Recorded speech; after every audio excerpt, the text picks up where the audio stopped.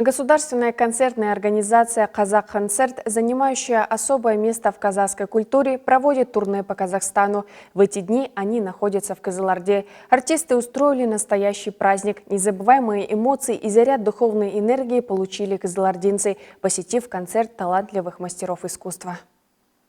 Казахконцерт 60 лет на сцене. В составе труппы именитые артисты, популярные в народе. Зрительный зал Кызылординского областного театра Нартая Викижанова был заполнен на полчаса до концерта. И это несмотря на будний день и вечернее время.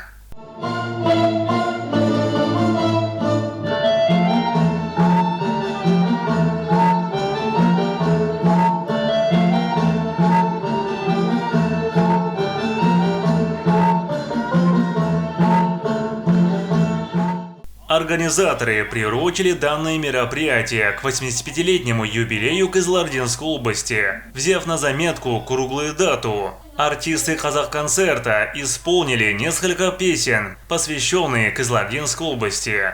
Бурные аплодисменты звучали после каждого выхода на сцену артистов. Цветы, долгие овации. Зрители долго не отпускали артистов, просили исполнить на бис.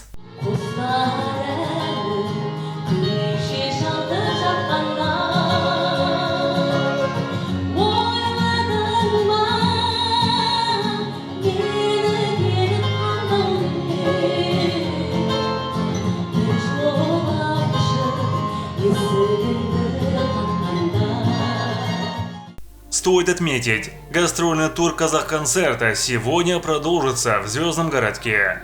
Концерт в городе Байконур запланирован на 19:00 часов по местному времени. Олжас Дауд, Баян Култанова, Нурдулет Галымжанула, Сауле Нурписова, Кызылординское общественное телевидение.